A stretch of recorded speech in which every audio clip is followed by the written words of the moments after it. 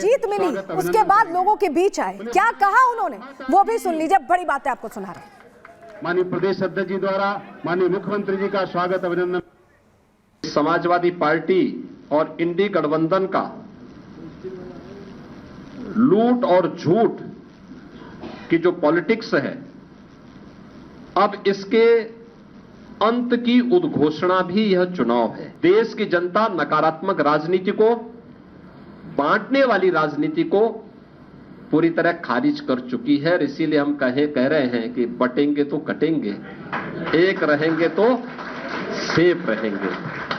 तो एक रहेंगे, सेफ रहेंगे पर देश की जनता जनार्दन ने राष्ट्रीय एकता और अखंडता को मजबूती प्रदान करने के लिए, सुरक्षा और समृद्धि के लिए अपना जनादेश दिया है।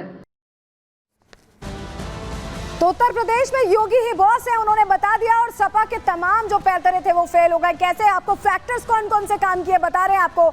लोगों को योगी की कार्यशैली पसंद आई है और यही वजह है कि लोगों ने उन्हें जन समर्थन दिया है। दूसरा फैक्टर क्या काम किया, बीजेपी ने एकजुट होकर यहां पर मोर्चा संभाला, जो दिक्कतें थी लोकसभा चुनाव में उसे दूर कर दिया।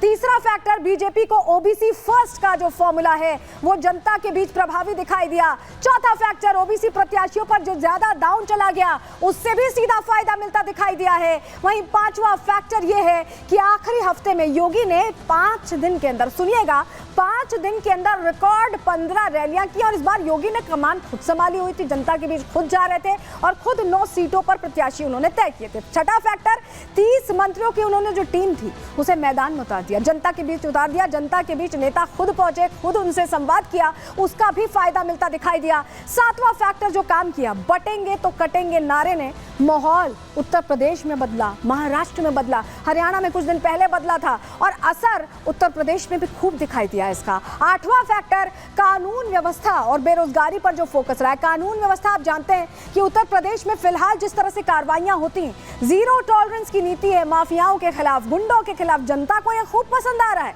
और बेरोजगारी के खिलाफ जिस तरह से उन्होंने एक्शन लिया, जिस तरह से रणनीतियां निकाली है सरकार ने, वो भी जनता को भा रही है। 9वां फैक्टर जो काम किया है, बुलडोजर एक्शन और एनकाउंटर पर वो अडिग रहे हैं। उनका सीधा क्लियर कहना है कि उत्तर प्रदेश में अगर रहना है तो अपराध नहीं करना, या तो उत्तर प्रदेश छोड़ दीजिए या तो अपराध छोड़ दीजिए, सीधा उन्होंने कहा है और उसी पर काम भी कर रहे हैं। 10वां फैक्टर, स्थानीय राजनीति पर उन्होंने ध्यान रखा। जो जो फैक्टर्स थे उसको ध्यान में रखते हुए उन्होंने सीधे ये जीत का रास्ता तय किया है। और कैसे पीडीए वाला जो फॉर्मूला था, ये कहें कि लोकसभा चुनावों के बाद जो ओवर कॉन्फिडेंस था समाजवादी पार्टी का, उसे धराशायी कर दिया है। रिपोर्ट के जरिए आपको समझा रहे हैं।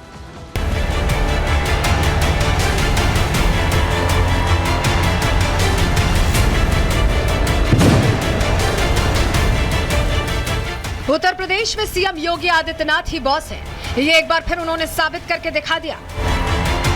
उत्तर प्रदेश की 9 विधानसभा सीट पर हुए उपचुनाव में बीजेपी 7 सीटों पर जीत की दहलीज पर खड़ी है। तो वहीं अखिलेश यादव के फॉर्मूले की हवा निकल गई और ये सब हो सका सीएम योगी के कुशल नेतृत्व और काम करने की स्टाइल की वजह से। दरअसल उत्तर प्रदेश की 80 सीटों पर हुए लोकसभा चुनावों में बीजेपी का प्रदर्शन काफी खराब रहा था, जबकि जीत के बाद विपक्ष, खासकर समाजवादी पार्टी, अति आत्मविश्वास में थी। इतना ही नहीं, विपक्ष के सर पर जीत ऐसी चढ़ी कि योगी आदित्यनाथ के नेतृत्व पर सवाल खड़े करने लगे। लेकिन अब योगी ने बता दिया है कि किसमें कितना दम है। राजनीतिक रोटियां सेकने वाले बीजेपी में कलह की अफवाह उड़ाने लगे, लेकिन योगी आदित्यनाथ शांत रहे और अपने कामकाज को धीरे धीरे बढ़ाते रहे। साथ ही जनता से जुड़ी लाभकारी नीतियां लोगों तक पहुंचाते रहे। यही नहीं, पीएम मोदी ने भी योगी आदित्यनाथ को भरोसे में लिया, जिसका नतीजा ये हुआ कि यूपी में उपचुनावों में बीजेपी को शानदार जीत मिली। इसके पीछे योगी आदित्यनाथ का कुशल नेतृत्व और अपने मंत्रियों और विधायकों के साथ सामंजस्य बिठाना है। दरअसल यूपी की 9 विधानसभा सीटों पर चुनावों से पहले सीएम योगी आदित्यनाथ ने बीजेपी कार्यकर्ताओं के साथ साथ मंत्रियों और विधायकों को बड़ी जिम्मेदारी दी। चुनाव जीतने के लिए सभी एकजुटता से जमीनी स्तर पर काम करने लगे। वहीं सीएम योगी भी धुआंधार 9 विधानसभा सीटों पर प्रचार करते रहे। साथ ही महिलाओं का मुद्दा, युवाओं को रोजगार, सुरक्षा को लेकर सरकार के कामकाज को मजबूती से रखते रहे। साथ ही तुष्टीकरण की राजनीति करने वालों को सबक सिखाने के लिए जनता को आगाह करते रहे। जातियों में बांटने वालों के खिलाफ मुहिम चलाकर लोगों को एकजुट करने के लिए बटेंगे तो कटेंगे का नारा दिया, जिसका असर यूपी ही नहीं पूरे देश में देखने को मिला। सीएम योगी आदित्यनाथ ने समाजवादी पार्टी अध्यक्ष अखिलेश यादव के पीडीए के नारे को चौतरफा घेरकर उसे नेस्तनाबूद कर दिया। यही नहीं, वोट जिहाद के नाम पर जो साजिशें चल रही थी उन्हें भी दरकिनार कर दिया। यानी योगी ने जो संकल्प लिया उसे पूरा करके दिखाया, चाहे लोगों को एक रखना हो या फिर विकास का काम करना हो। Bureau report, Republic Bharat. देखिए, योगी आदित्यनाथ ने ऐसा सिक्सर जड़ा कि सारे लोग खोजते रह गए, बॉल नहीं मिली। विपक्ष की यहाँ बात कर रहे हैं, समाजवादी पार्टी की बात कर रहे हैं, एक नारा सब पर ऐसा भारी हुआ कि नारों की झड़ी लगा दी गई, लेकिन उस नारे के असर को कम नहीं कर पाए। बटेंगे तो कटेंगे के बाद कितने नारे आए आप इधर देखिए, हम तारीख का हिसाब लिखेंगे। अगला नारा दिखाइएगा, कितने नारे आए हम आपको बता रहे हैं। जुड़ेंगे तो बढ़ेंगे कहा गया, ना कटेंगे ना बटेंगे ये कहा गया, जुड़ेंगे तो जीतेंगे ये देख रहे हैं, झड़ी लगा दी गई। 27 के सत्ताधीश तक कह दिया। 27 का इसे कहा जा रहा था कि फाइनल लिटमस टेस्ट है, देखिए कौन पास हुआ कौन फेल, आप समझ ही गए हैं। मठाधीश बांटेंगे और काटेंगे, ये तरह तरह की बातें कही गई। एक बटेंगे तो कटेंगे से निपटने के लिए, लेकिन निपट नहीं पाए और जनता ने निपटा ही दिया। चलिए जरा आपको बताते हैं कि कैसे अब जो जीत हुई है उसको लेकर उत्साह कितना डबल हो गया है भारतीय जनता पार्टी का। ये देखिए, ये केशव प्रसाद मौर्य का आप ट्वीट देख रहे हैं, जिनको ऐसा लग रहा है कि बीजेपी में खटपट चल रही, जरा देख लें। एक है तो सेफ है, एक है तो जीत है, ये कहा है केशव प्रसाद मौर्य ने। यानी एकता जो थी वो यहाँ जीत गई और केशव प्रसाद इस ट्वीट तक ही नहीं रुके, उन्होंने कहा कि योगी आदित्यनाथ क्रांतिकारी हैं। सुनिए जरा।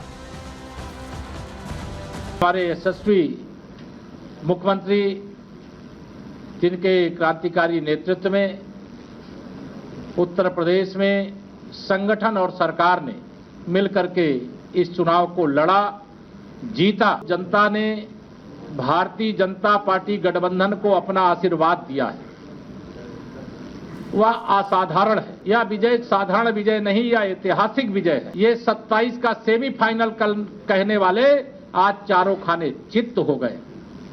तो सुना आपने, केशव प्रसाद मौर्य कह रहे हैं कि 27 का सेमीफाइनल कहने वाले चारों खाने चित हो गए। लेकिन जो सेमीफाइनल की बात कर रहे थे, उन्हें जो मैंडेट मिला उसके बावजूद सवाल खड़े किए जा रहे हैं। सुनिए डिंपल यादव क्या कह रहे हैं।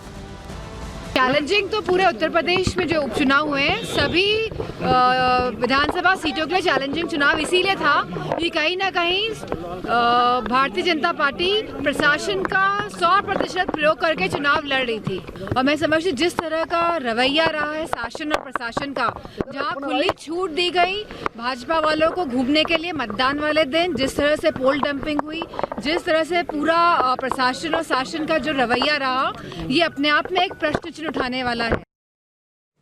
तो सुन रहे, रवैये पर भी सवाल उठाए जा रहे हैं क्योंकि जनता की तरफ से मैंडेट नहीं मिला है और ऐसे में वो जो दर्द है इस तरह से निकलकर सामने आ रहा है। लेकिन योगी आदित्यनाथ ये कह रहे हैं कि ये विरासत और राष्ट्रवाद की जीत है। सुनिए सर।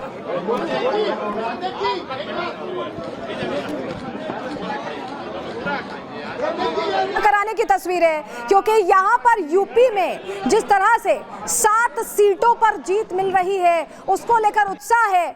और फिर आपको सुनवाते हैं कि योगी आदित्यनाथ ने कैसे राष्ट्रवाद का जिक्र किया, क्योंकि एकता की बात करके भारतीय जनता पार्टी को मैंडेट मिला है। चाहे उत्तर प्रदेश में उपचुनावों की बात कर ले, चाहे महाराष्ट्र की बात कर ले।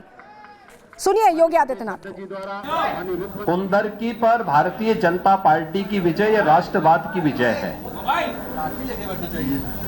ये राष्ट्रवाद की विजय है, विरासत और विकास की विजय है।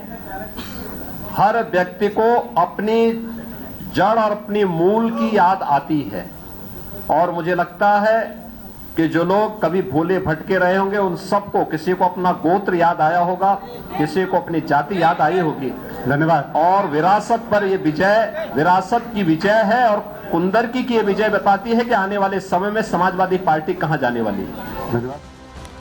तो हरियाणा चुनाव, महाराष्ट्र चुनाव और उत्तर प्रदेश के उपचुनाव में ये तो बता दिया है कि योगी हर जगह उपयोगी है, 100% स्ट्राइक रेट है। और इसी के साथ आज के लिए प्रहार में इतना ही। कल फिर हाजिर होंगे डिटेल रिपोर्ट के साथ, तब तक के लिए दीजिए इजाजत। नमस्कार।